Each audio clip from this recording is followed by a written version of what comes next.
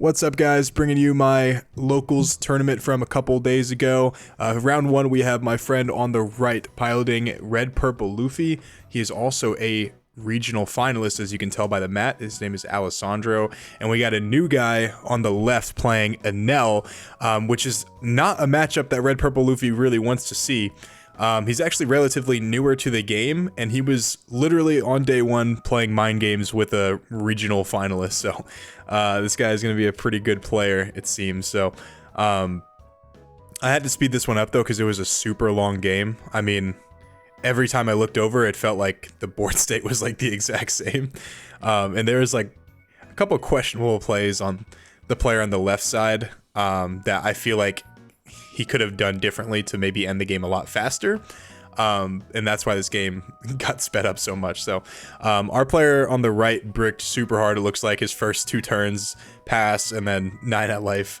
And then looks like our player on the left goes ahead and ohms, draws into a holy, and plays the holy. Looks like he has another holy in hand. He's got hella dogs afoot. So he goes ahead and plays the ohm holy combo and passes. And then our player on the right goes ahead and Gene Bart's, uses Gene Bart's effect to Rampadon as active, swings 6 at life with the Luffy, which I assume he's going to counter out of, but he doesn't have any 2Ks in hand. So I think he's just going to give him 2 1Ks, which is very telling. And then he's going to Nami, and I believe he whiffs on the Nami too. Yeah, he does whiff on the Nami. That is not what you want to see as a red purple Luffy player. Not only in this matchup, but the the whiff on the Nami. Obviously, there's so much stuff you can find. You can find like Luffy if you play it. You can find like 2Ks and then Rad Beam, Guard Point if you play it. Looks like he's playing a Diable Jumble too.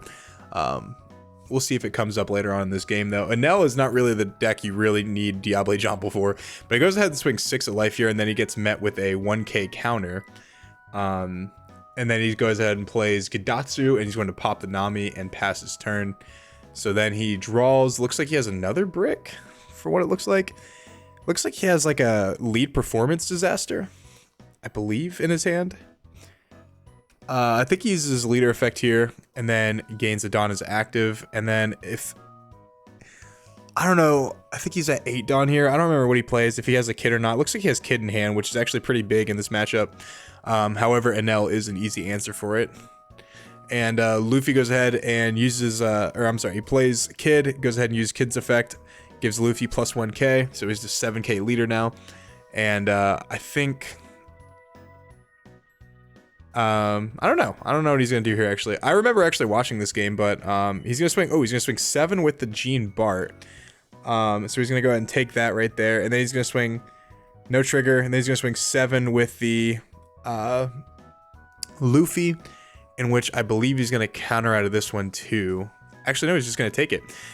So he's going to trigger into a Shirahoshi, which is just not really what Luffy wants to see here. I think the best bet Luffy can have is just have like a bunch of like big bodies that like can just pierce through Enel. And that's like pretty much the only way to win.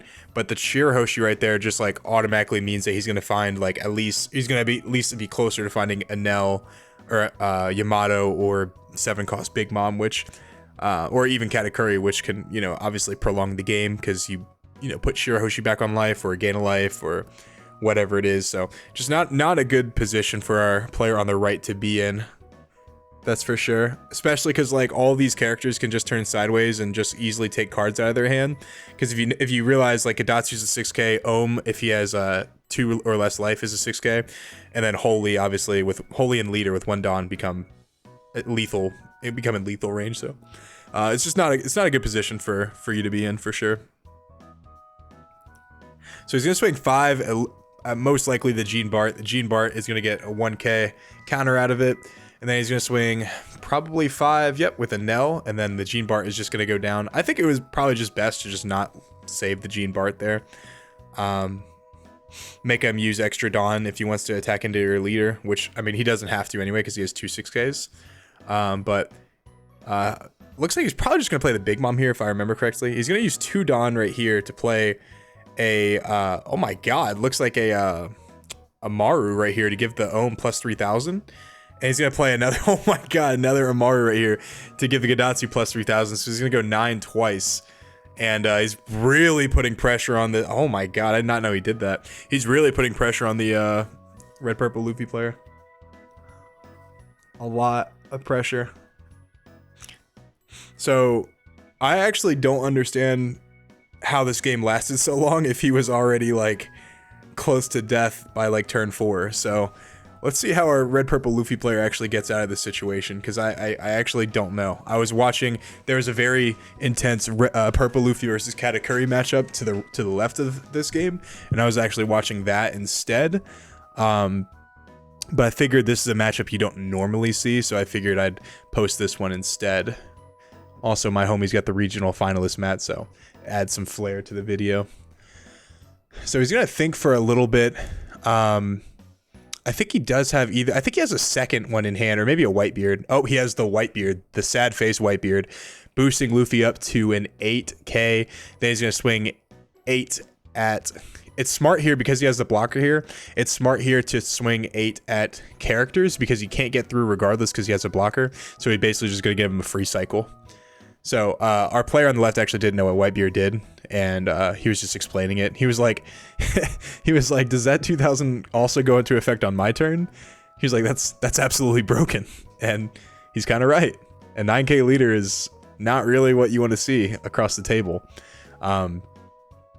So obviously he's at 8k right now, the Luffy, but with Kid's effect, he's gonna be at 9k, and then he can just get the free ramp back with Luffy.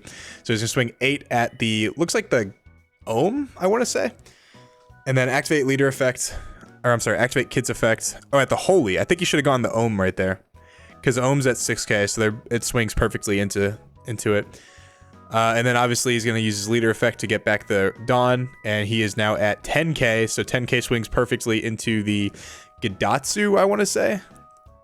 I think he goes Gidatsu here. He should have gone Ohm and Gidatsu, because those are the only people that can attack his leader with no Dawn attached to him. So obviously you want to get rid of as many of those as possible, so when he plays, you know, his big turns like Yamato, he only has one card that can attack into you, so which is like usually his leader. But he's gonna go ahead and block one of them either way.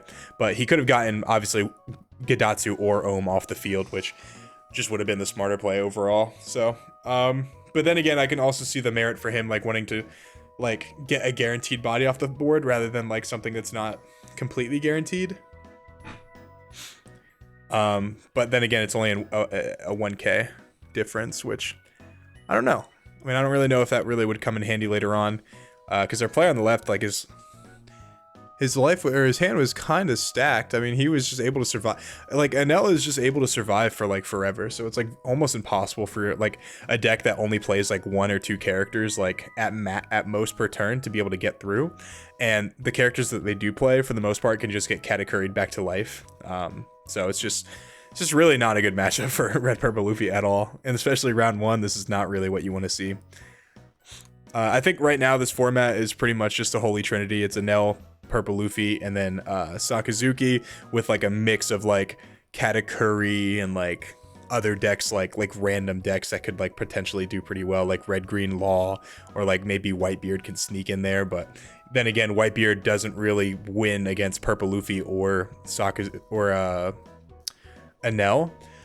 So it's like, damn, do you even play Whitebeard? Because even Sakazuki can easily beat Whitebeard. It's just, you know, depends on if they draw counter or not. So it just doesn't feel like it's the meta for Whitebeard. It doesn't feel like it's the meta for Zoro either, because Enel just absolutely murders Zoro. So it's pretty much just big 3 meta right now, and everyone else is just kind of struggling for relevancy. So the turn before that, before I was yapping, our player on the left goes ahead and plays 7-cost Big Bomb, and then Alessandro gives him a life because he doesn't want to go down to 0 life, which is smart. Especially because his kid got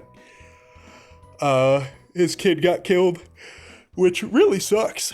It really sucks. He really needed that kid on the board. In fact, it sounds crazy, but if he kept that kid on the board, I think he should have just gone for game right there, because like this deck, like the longer it goes on, like the easier it is for you to lose Red Purple Luffy. So like you have to be able to do like 3 life in 1 turn essentially, and like you just have to hope that, especially because he discarded a bunch of 1Ks to get out of a 2K instead of a 2K earlier in the game. You just have to infer that he has no 2Ks, even if he did Shirahoshi.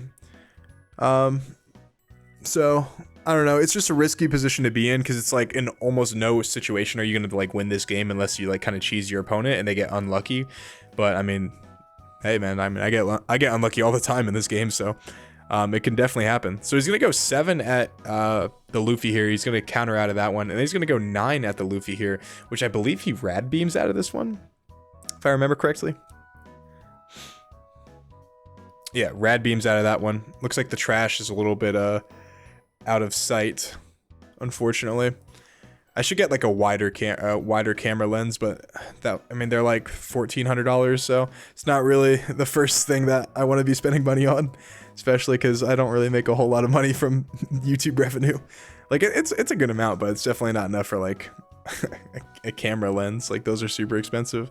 I will say though, the lighting that I did get was a result from the YouTube revenue that I got. Pretty much all the money that I've gotten has gone into like lighting or like editing software or like other like things to help with the YouTube. So it's going into good use, guys. Scout's honor. I was a Boy Scout for 2 days. I was a Boy Scout for 2 days because when they first came to like my elementary school, we they wanted us to play sharks and minnows to like hook everybody. And I was like, this is the littest place of all time. And turns out it wasn't very lit because the Boy Scouts were about like tying knots and like camping. And as a kid that wasn't very athletic, especially growing up, I was like, yeah, this isn't for me. This isn't for me at all. So it looks like he goes ahead and swings 10 at the 10 cost Big Mom here because the guy only had 2 cards in hand, and it goes down, and then he goes ahead and plays another Whitebeard, bumping the Luffy up to an 8k. He goes ahead and swings at the Gadatsu. It goes down, so I'm like, damn, it looks like our Luffy player is coming back into the game, you know? I mean, he's got double Whitebeard on the board. He leaves a Dawn up for a potential Rad Beam. Depends on what he does here. If he can save this Whitebeard, I think he just wins this game right up, or right out. So we'll see how it works, but he's going to put, looks like a bunch of Dawn on his leader, which is also a mistake, by the way, guys. We always talk about lowest Dawn commitment possible, but you always put that Dawn on Katakuri first, and that way, if it goes down, you have more Dawn to play with in your hand, because he has a Enel in his hand. So if he would have put, like, 3 Dawn on Katakuri and swung into it, or something along those lines, he could have played, like, either an Enel or, like, whatever he has in his hand. Looks like he has, like, I think he has a Gadatsu, too, so he could have just put the remaining Dawn to use for that. So our player on the left or on the right is so bricked up, he literally uses a lead performance disaster to get the draw, and ramp 0 Dawn is active. So it's not really a position that you want to be in. So he goes ahead and swings, I believe it's 7 at life here, and he goes ahead and takes this one, and he triggers into a Sanji, and then I think he should go, in my opinion, humbly. My humble opinion is he should have popped this Shirahoshi with the Whitebeard, because if he Katakuris that back to his life, like, it causes a slew of problems that you don't really want to see. So he should have just swung a naked 6 at life there, and then put the 2 Dawn on Newgate to swing into there to pop the Shirahoshi, because this is the play that I was talking about, I believe, because he lifed into a Katakuri right there. So if he would have just Katakuri'd the Shirahoshi back to his life, I feel like he would have been in a much better position, if I remember correctly. But instead he decides to put a bunch of Dawn on his leader, or on his Katakuri. So this is the play that I actually should have done last turn, right? Is like we talked about low Dawn commitment. He swings, I believe it's 11 into Katakuri, and then he goes ahead and swing and 2Ks out of it, and then he goes ahead and puts the next couple on Enel. I think it's 12, and he goes ahead and blocks that one with Law. It's just a bad position to be in here, guys. It's a really bad position to be in. Like, you don't even want to turn your character sideways, because like you need them to be able to live to be able to go for game. And that's why Enel's so annoying, is like you need, like, if he is at 1 life, you need to be able to do 3 hits, and you have to hope that one of like two of those hits are not triggers that can like stop the game, like Beige or like Sanji or Brule or something like that. So it's just super annoying. It's really hard to be able to like math them out of the game, especially with like slower decks like Luffy. Like, it's not a slow deck by like, because it ramps really fast, but it really cannot like establish a lot of bodies on the board like in one turn. And obviously, all, like I said earlier, all the bodies are relatively easy to be able to kill. Also, the whole time we've been playing this game, he's been slurping on a freaking candy cane for like very sexually, and it was turning everybody on, so it was very arousing. So it looks like he swings at the Katakuri, pops the Shirahoshi, and then he blocks with the what's it called, and the Sanji, and he goes ahead and puts the rest of the Don on Luffy and swings at the Katakuri. Katakuri's dead. So now he's in a relatively good spot once again. I mean, he has, looks like my camera got bumped once again. It's just been great. It's just been great. I think maybe I messed it up to try to make the camera angle a little bit better.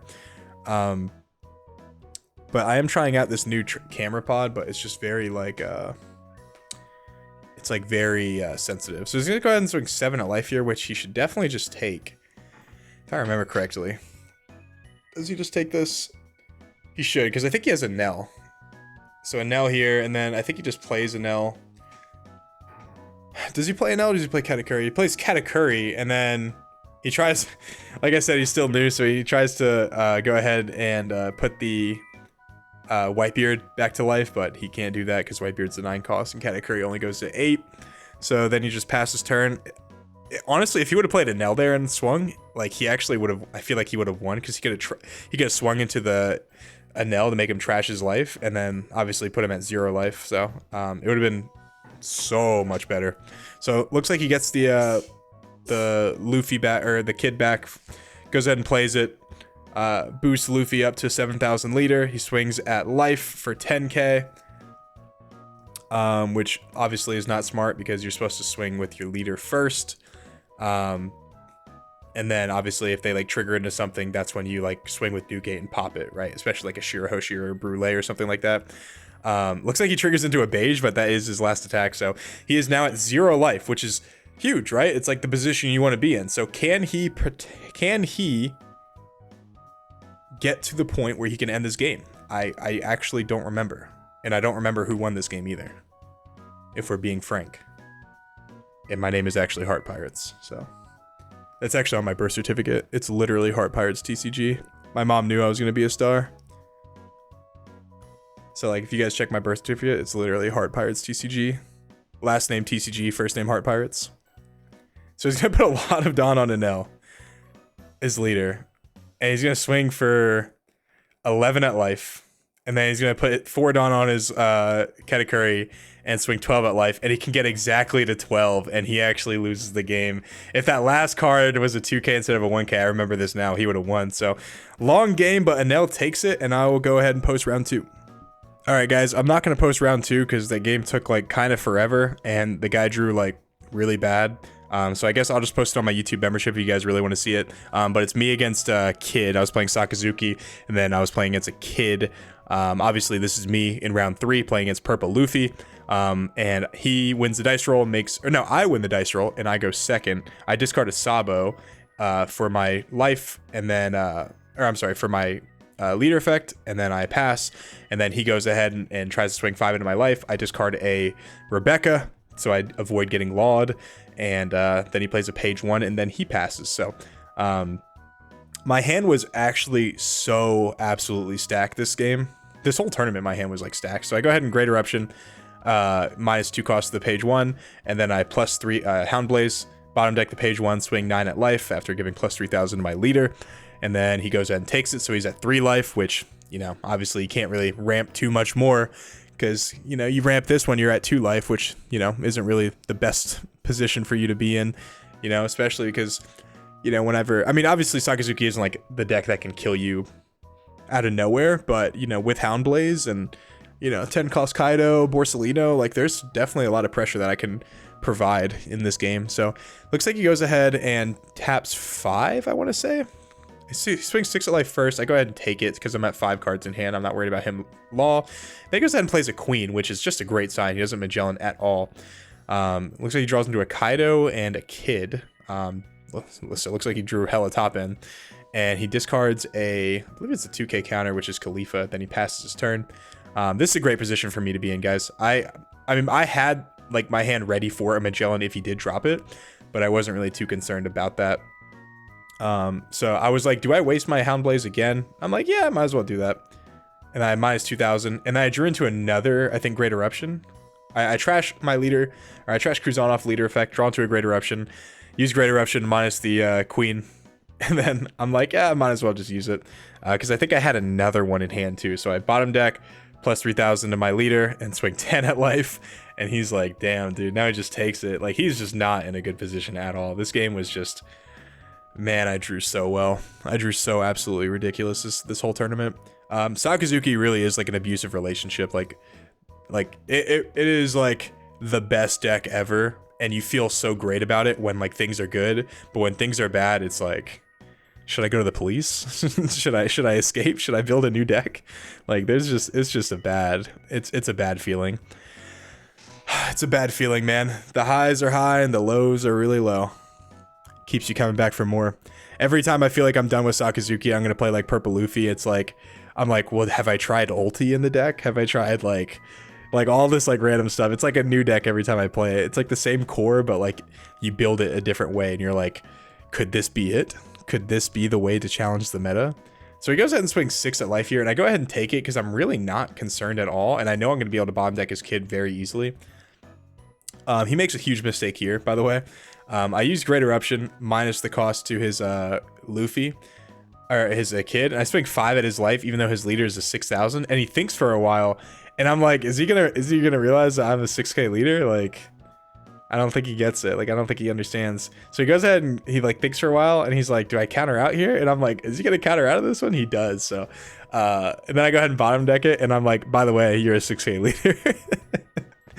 It's just a good learning experience, honestly. It's a good learning experience. It's all fun and games here. So I actually thought this was the last round too, but turns out there was one more. So I was like, there's a winner pack on the line here. You can't make those rookie mistakes, bud. But it's all love. I'm not like super sweaty about it. He didn't ask to take it back. If he would have asked, I would have let him, but you know, it's whatever. It's a tournament at the end of the day. Gotta respect the sanctity of it. Gotta play every game like it's a regionals. So I established a Borsalino, and then Borsalino goes ahead and bottoms deck the kid, and now I have a 8k body that, more importantly, is a 7 cost that he can't mess with it at all. He can't Sheep's Horn it, he can't Kaido it. Nothing he can do can kill this Borsalino, so it is here to stay forever, which is important because Borsalino in the Purple Luffy matchup is low-key massive. Like, a lot of times you discard it, especially if they like get double Magellan, because you just won't ever get to that Dawn count, like where you could drop it like efficiently. But like if they don't Magellan, this is like the best card in the matchup. So like, yeah, obviously like it's your answer to like if they play like Kid, like 5 cost Kid on curve, you just bottom deck it. I don't know why Baxter is barking out there, but he goes ahead and swings 9 at life here, and I go ahead and take it. Then he goes ahead and plays ulti page 1 and passes his turn. And I do a play here that I like a lot. I think it's a sick play here. I mean, it's not crazy, don't get me wrong, but I don't know.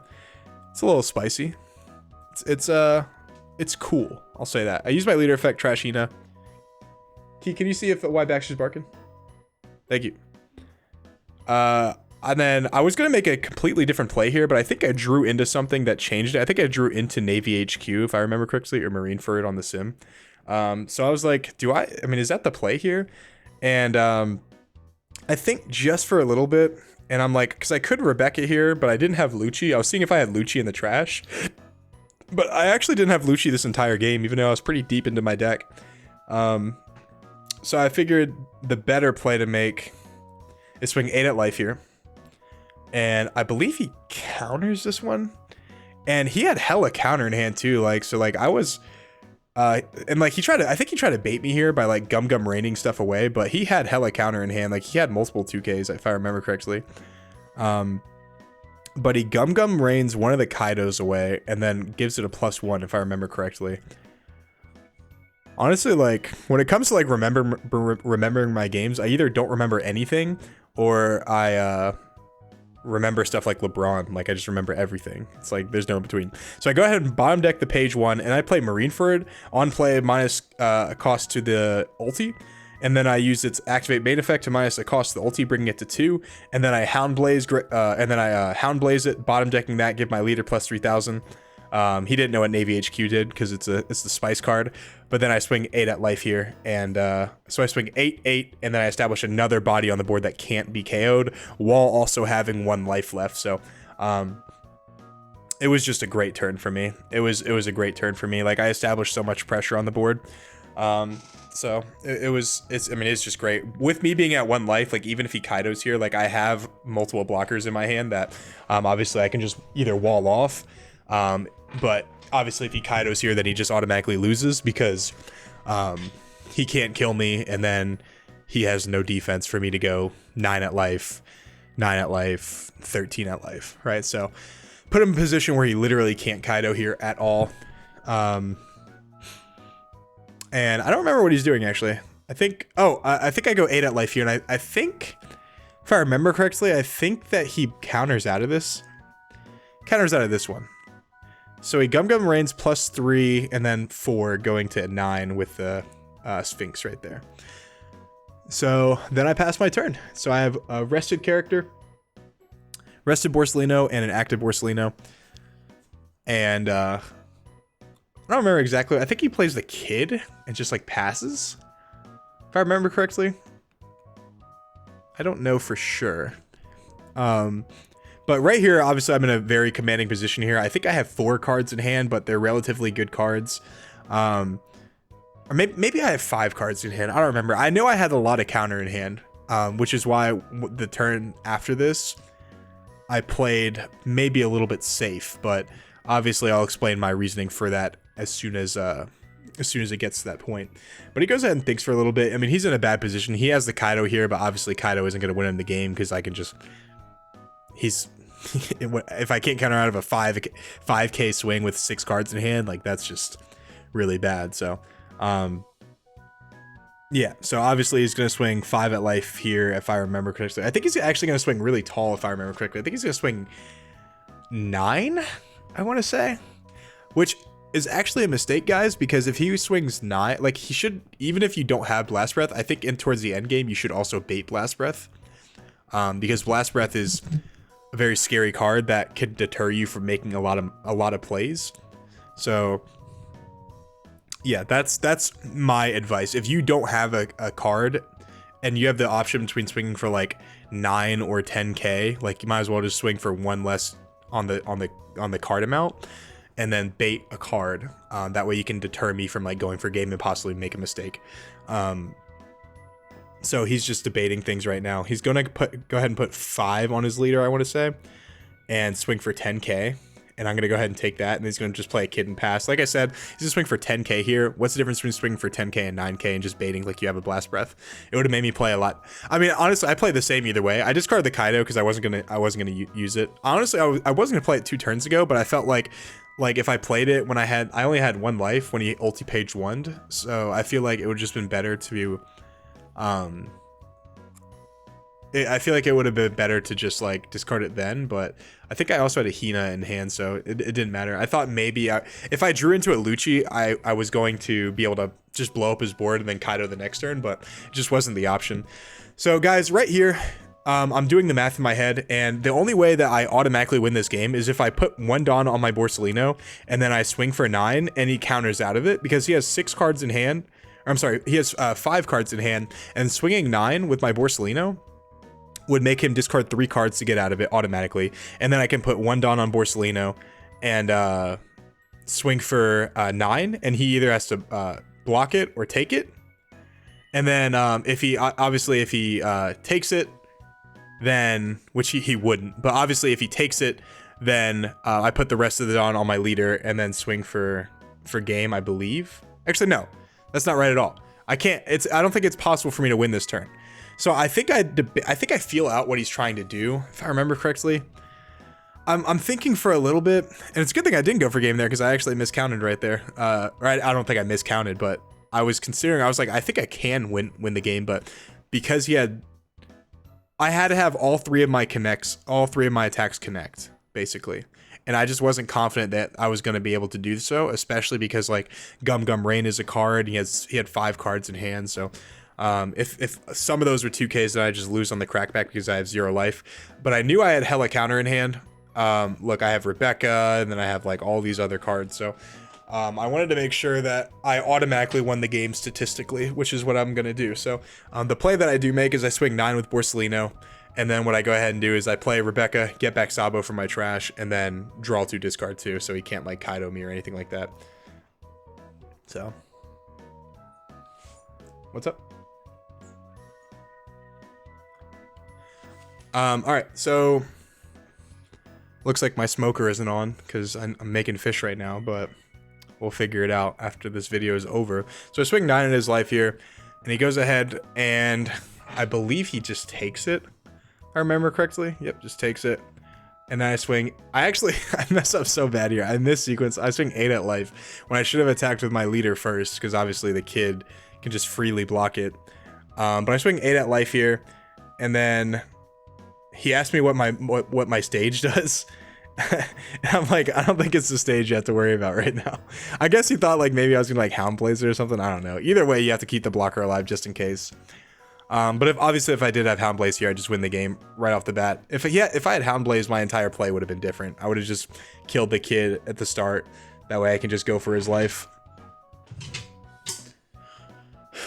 Personally, that's what I would have done. So then I go ahead and swing 8 at life here, and then he goes ahead and Gum Gum Rains out of this one too. And yeah, he's just thinking what he needs to discard here. But he Gum Gums Rains, discards a kid, a 7-cost kid, if I remember correctly, and then a 1k. And then gets out of that, and I swing 5 at life here, and he should have just I minus the kid, and I guess I try to like throw him off or something, and I swing 5 at life here, and I think the reason that he did this, guys, is the reason that he countered out of this is because I told him earlier today that someone was playing Rush Usopp that I saw, and he didn't want to get Rush Usopp for game, so I guess like that was technically the smarter play, but I don't know. So I go ahead and play Rebecca, and then I play Sabo, use Sabo's effect, draw 2, discard 2, and I already have hella counter in hand, so I think I have 2 2Ks and 3 1Ks, so like there's like almost no possible way that I can die. Even double Sheepshorn, he wouldn't have the Dawn to kill me, because double Sheepshorn would be what is that, 3 life or 3 Dawn, and then I don't know, then he swings here. Because technically it's 2, but you get back 1 from kid, and then he has 9 Dawn here, I think, or maybe 10. So you have 7 Dawn. Actually, maybe he could have killed me. I don't know. I don't remember. I think maybe I had 3 2Ks and 2 1Ks. I don't remember exactly the math, but I know for a fact that no matter what he's going to do here, I'm going to be able to survive it. Because obviously Kaido is no longer in the cards now because I have the Sabo. So he had to have double Sheepshorn basically in the 3 cards he had in hand to be able to win this game, which is just like statistically like very unlikely, especially because most people don't even play it. So we're swing 6 at life here, and then I debate blocking, and I'm like, actually no, because if he has Sheepshorn, then I just automatically lose. So I go ahead and 2k counter out of it, and then this is the one where he swings 6 here, and then I block this one because even if he's Sheepshorn, he plays Kaido, he can't kill anything. Swings 10 at life, and then or swings 10 at Sabo, and then I block with Sabo, and then I go 19 at life or 18 at life and kill him. So I'm gonna go check on my smoker, and then I'll post round 3. I'm sorry, round 4. All right, guys, this is round 4, final round. I thought the tournament was over because he played against the guy on the left, Purple Luffy, played against one of my friends, Sean, who is a pretty good Sakazuki player, and I thought the game was over. I thought the tournament was over, so I packed up my things, and he sat down in front of me. I said, "What are you doing here, buddy?" And he said, "Buster, we're playing the game." So I'm like, all right. I mean, he already beat one Sakazuki before, so I mean, he very well could beat me. So I had to play a little careful. I did lose dice roll, and he makes me go first, obviously.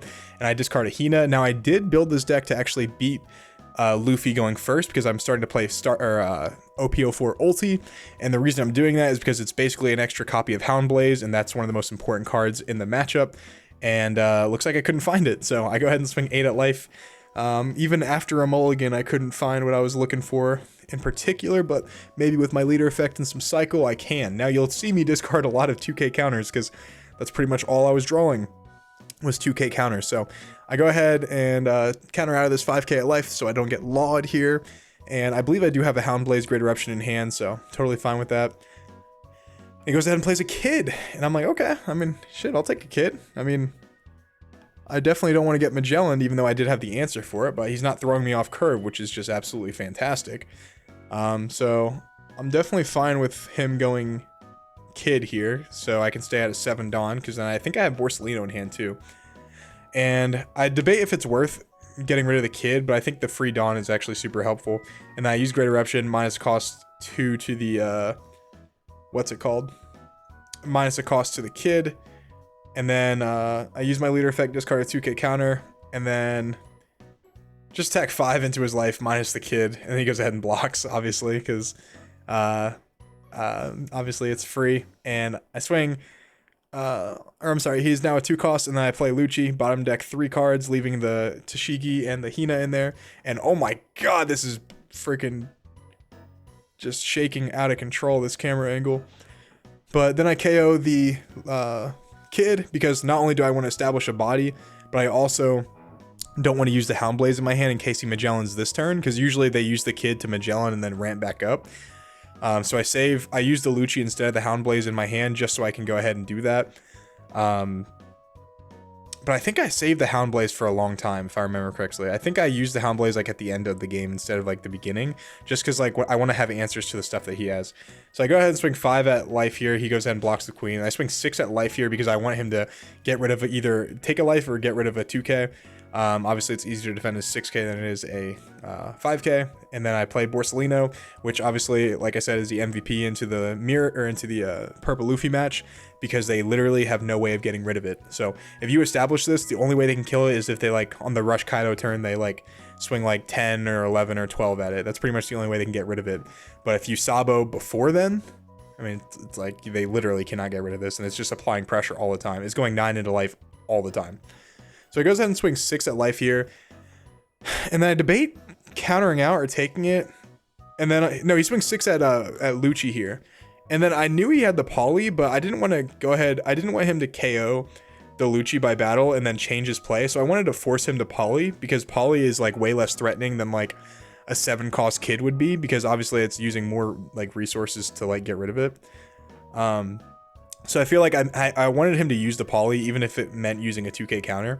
So I go ahead and play Kuzan here, and I draw, and this is where I use the Hound Blaze, I actually remember, because I already have a good, like a commanding position right here. If I remember correctly, what do I do here? I swing 8 at life. He goes ahead and takes it, Snap takes it, and then no trigger. Then I play Hina, hard play Hina to bottom, or to minus 4 cost the poly. And then I bottom deck the poly with Hound Blaze, swing 8 at life again, which I believe is going to counter out of, if I remember correctly. No, he's just going to take that too. So him going down to 1 life is definitely a position where I want him to be at, because if he Kaidos, like, I'm just naturally just safe, I want to say. And I think this is like the end of the game right here, actually, if I remember correctly. I think what he tries to do is I think he plays Kaido here and pops the Kuzan, and I just swing like super tall, if I remember correctly. I like the way he does that with his Dawn, though. He like separates him like by piles. He plays the Kaido, minus his 5 Dawn, pops the Kuzan. Kuzan dies like it always does in this matchup. He swings 11 at the Borsalino, and then I go ahead and use 2/2Ks to get out of it, just because I need it to apply pressure. He swings 5 at life here. I go ahead and take it, and then he passes. And then obviously I think I can just kill him here, but he still has a whole ton of like a ton of cards in hand. So I debate what I want to do here. But I feel like I'm so safe it doesn't even matter. I actually don't remember what I do this turn, though. I swing 8 at life, and then if he took this, then I was going to go for game, but I don't think he did take it, so I didn't go for game. So he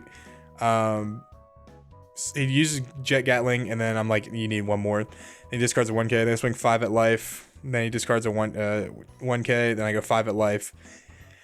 And then because he didn't take any of these, I'm just going to play Kaido.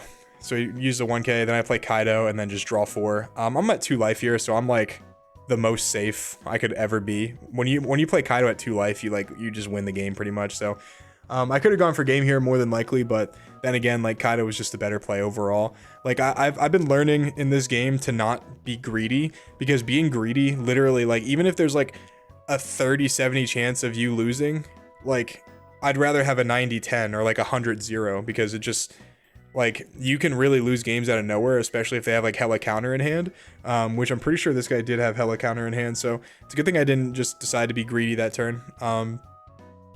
So yeah, that's just something that I've noticed, and it's helped me a lot with like the purple Luffy matchup, especially because I don't overextend and just like lose to Kaido. So it goes ahead and plays Law, and I have 7 cards in hand because I just drew 4. And he's gonna rip, I think, 2 cards I actually really wanted, which was the ulti and the Rebecca. I mean, I didn't really need ulti anymore because she's too slow at this point, but the Rebecca is actually what I really wanted. So he goes ahead and swings 10 at my Borsalino, and I could save it, but I decided not to because it doesn't matter. Actually, you know what? I don't think I could save it. I think I was baiting it. And I was like, yeah, I'll just let it die.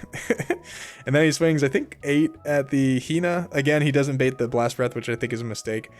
And then I just let the Hina die too. Because if I didn't save the Borsalino, I sure as hell wasn't going to save the Hina. So that's just my philosophy on it. So I go ahead and use Leader Effect, if I remember correctly. And then I discard something and I draw into Houndblaze, which is exactly what I needed. I just laugh because I'm like, this deck is absolutely insane. When this deck draws well, it's like the most broken deck ever. It's just ridiculous.